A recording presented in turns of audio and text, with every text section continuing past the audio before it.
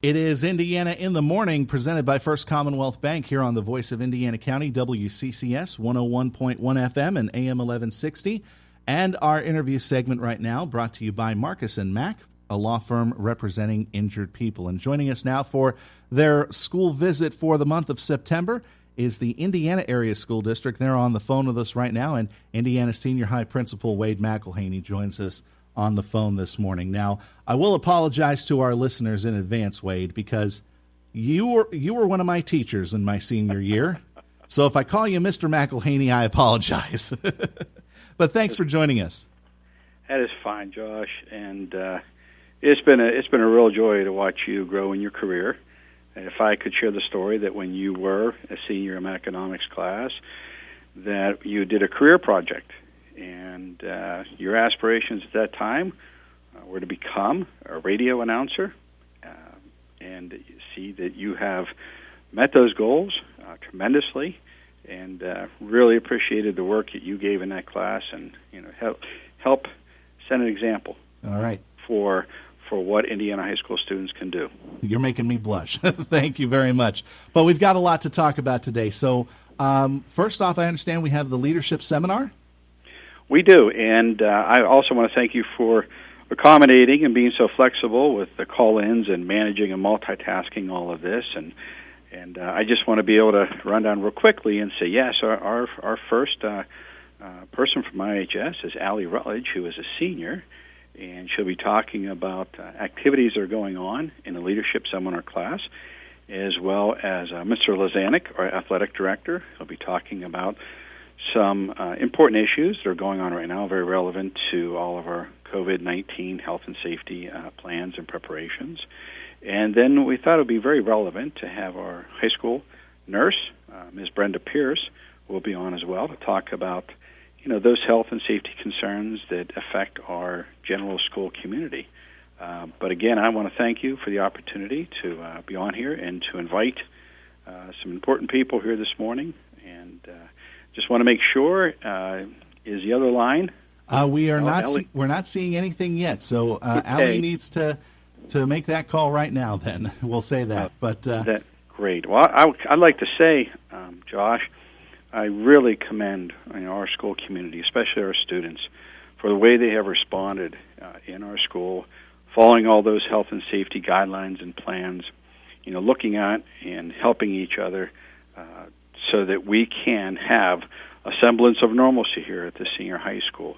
It's been a great joy to welcome the students, and our teachers are anxiously awaiting their return. And like I said, to have some sense of normalcy, because we haven't been here, students haven't been here since March of last year. So it's been a great welcome for them. Mm-hmm. Mr. Wade, I just noticed that we may have some numbers that we need to. They need to call in on the 724-479-1160 line. So I think those numbers, whenever you made those arrangements, they may have gone out to as a wrong number. So we'll see. We corrected those, Josh. Okay, so we should be good to go. All right, we're just waiting on Allie to make that call in. So how have things been going since school started this year for Indiana Senior High? I know that this has been a very different year with the fact that in fact, why don't we go ahead and talk with Allie? I believe that is her on the line right now. Hi, Allie. Okay. Thank you, Josh. Bye. Thank you. Allie, are you there? Yes, I am. Oh, great. Excellent to hear from you, Allie. So let's go ahead and talk about what's going on with Leadership Seminar. Now, this was a class, I don't think it was offered during my time in school, so maybe you should tell me what this class is all about. Yeah, Leadership Seminar was created just to give everyone, people to look up to, someone to talk to, and actually now we organize our annual mini-thon, which is based on what Penn State does with Thon, and we just raise money for the Four Diamonds Fund. Mm-hmm. And Leadership is the one who organizes all of that, and we raise money, and we hold events. And, yeah, it's really fun. So we're just pretty much leaders and people to look up to for the freshmen, sophomores, and juniors. So, Allie, talk about what's been going on now. I know things have had to have changed a lot because of what's been going on during COVID-19. What are some of the service-based activities that Leadership Seminar has been taking part in? Yeah, so our first like event kind of that we decided to do, we started to make some PSA videos for the school district. Mm-hmm. So out of all the students in leadership seminar, we split into groups and started tackling some videos to send out to the school district. They were how to properly wear masks, how to social distance, how to keep a positive mindset. And we just wanted to show, not only the students in our school, but all of the schools in the district that this year is going to be weird, but, we can still have fun. We can be safe. And it doesn't have to be, a horrible school year. We can still make the best out of it. How much of the class is done virtually with the leadership seminar? Is it half and half like the schedule says, or is it all virtual, or how's that been going? So leadership seminar is a class that you can take as a senior. Uh-huh. So the Monday, Tuesday kids will be in person during leadership seminar, and then vice versa for the M through Z. So we do get some time in the classroom, but yeah, it is all collaborative. So if you are on a Google Meet, you will be talking to the students in class as well. It does sound like a lot of fun. You guys are doing a lot of great work. Thanks again for joining us, Allie, and we hope that you are able to continue the good work throughout the rest of the year. Yeah, of course. Thank you so much for having me. All right. Thanks again. That was Allie Rutledge. We're going to move on now to athletics. And the topic is going to be preconditioning, practice, and play during this era of COVID-19. Joining me now is Coach Greg Lazanik. Coach, how you doing? I'm doing well this morning, Josh. How are you doing? I'm doing excellent. Thanks a lot for joining us. So this has been topsy-turvy because you're hearing recommendations one week, and those change at the drop of a hat. And it turned into something, but at least we're able to get athletics underway. Isn't that the truth? It's been, since last March, it's been an interesting time in the world of high school athletics. As you said, the regulations change. Usually you say they change day by day, but my goodness gracious, they can change hour by hour. But you know what? We've had, here in Indiana, Josh, we've had one goal, that is for the kids, and let's get the kids on the competition fields. Mm-hmm. So how have things been going as far as getting students in there to get the preconditioning, get the practice in so they can go out and play? It's gone very well. I really have to thank and congratulate all of our coaches, our student athletes. The Board of Education back in July, I believe it was, put together a subcommittee, like an oversight team of extracurricular and athletics, like a committee. And, the committee's been tasked and challenged with coming up with a lot of the recommendations for the board on how we are going to operate our athletics, to giving our kids the opportunity to participate, but doing it as safely as possible. And it's really been a team effort, here in Indiana, from the school board, the school administration, the school nurses. We've got community reps. It's just been, and then, like I said, the whole way down, to where the rubber meets the road with the coaches and the student athletes. We've all bought in. We're all doing our part, and so far we've had a good season here in Indiana. What's been the biggest challenge? Has it been being able to keep everything clean and sanitized? Yes, absolutely. Each one of our coaches has buckets and buckets of sanitizing wipes. We wipe down equipment. I've forgot to mention, unfortunately, our custodial staff at night. Like for football, for example, the helmets and shoulder pads are hung, and they come through and do a electrostatic fog spray of the equipment. Balls and cones and such are always disinfected after each day of practice. We are careful as we can that equipment's not shared. So that's been the day-to-day, the day-to-day issues, probably the biggest to handle. But again, if you keep your eye on the goal, which is that it's for the kids, those are just minor issues. So let's talk now about the individual sports scenes. I know that the one thing that was facing everybody was attending sports in person, and Indiana School District, no different. I would imagine that the one fall sport that's affected by all this would be the volleyball team because they're inside, and that's a 25-person limit, or at least it was. It still is. There's There's a lot of talk between the courts and the governor's administration that things could change, but right now, that inside gathering limit is 25, and we are using our old gym because of social distancing. Our new gym, the bigger gym, is being used as a cafeteria. Oh, wow. So all of our sports right now are being run out of our old gym. So what we're doing for the volleyball, you can only get 25 in. That 25 includes the line judges, the 2 officials, the clock operator. So here in Indiana, we are allowing eight athletes from each team in the gym, 2, coach for each. The overflow, the subs, in like during the varsity game, the junior varsity players, starting tomorrow night, they'll be housed down in our auditorium, and there's a shuttle system in place for substitution. So, you always say that the problem is with the details. It's easy to sit down and come up with an outline of how we're going to manage a sporting event or a game, but when you get down to those individual details, that's what makes it tough. Yeah, the devil is in the details, but it does. There's no doubt the devil is always in the details. You're exactly right. But it sounds like the system is working so far. It is. It is. Again, it's a team effort. The student athletes understand. The coaches understand.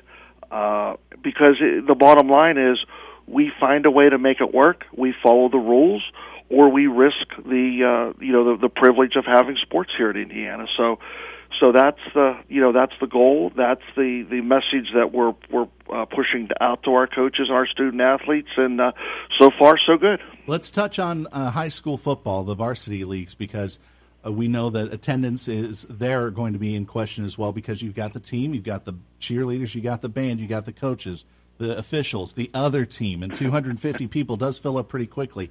How is Indiana handling the attendance for maybe parents of the senior or parents of the players or anything like that? Well, first of all, thank goodness our first 2 games are on the road. Yes, thank goodness for that. Yeah, so there's time to see how other schools are handling this. Also, though, time for some of these political issues to pan out. But, it is a problem. It is an issue. We look at as a football contest, a football game is a student event. And when you say student, it's just not the football team. As you said, it's the band, it's the cheerleaders. And, we want our band and our cheerleaders to participate in that event. So just quickly, a quick number breakdown, as you pointed out, for us to put on a football game.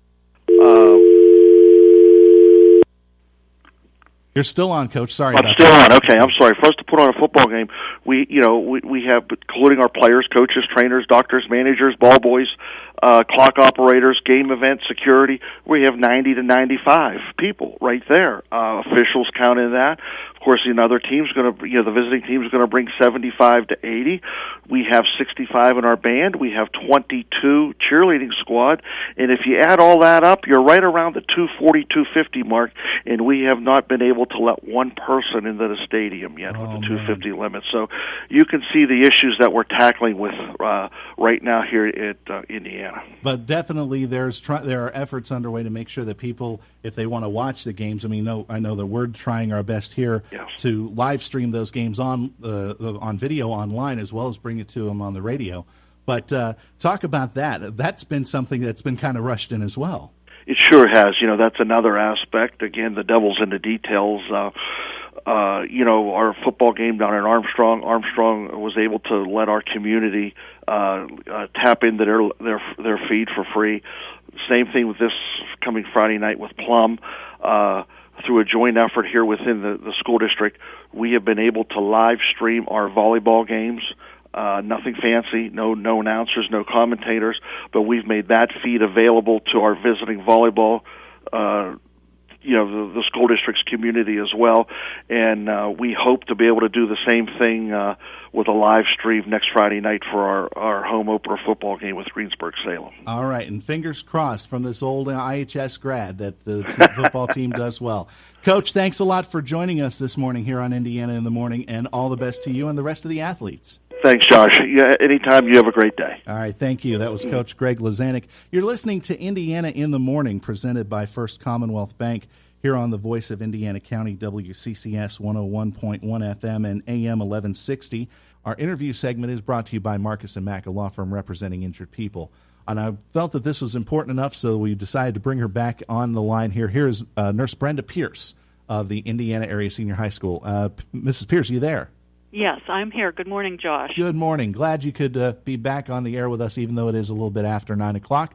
Let's talk about some of the health-related issues and responses that the nurse's office has had to undertake during COVID-19. Have you been, I guess, with everything that's been going on, the nurse's office has been kind of a central information hub for COVID-19 among students.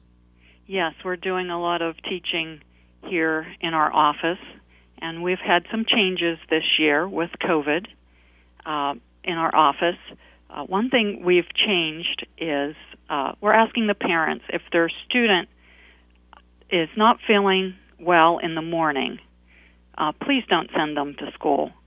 A lot of times in the past, student or parents would have their child come to school and try to get through the day.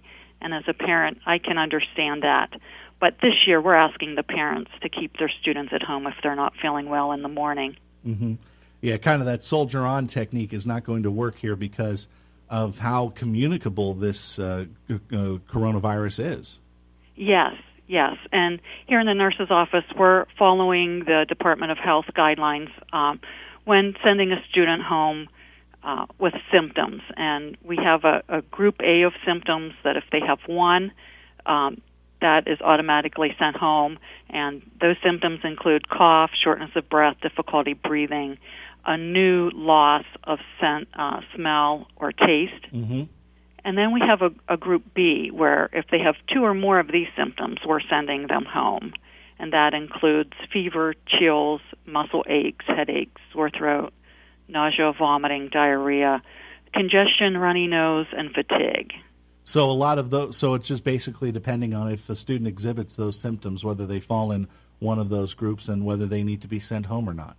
Right. All right. So, and what are some of the safety issues that the nurse's office has had to undertake? Well, all the students are wearing face coverings and social distancing, but one change also this year is we're asking the teachers to call the nurse's office before they send the student down, mm-hmm. and that's for a couple reasons. It decreases traffic in the hallway, and we don't want a student that's maybe coming down with a non-infectious concern coming into our office where maybe we have a student exhibiting symptoms of COVID or another infectious disease.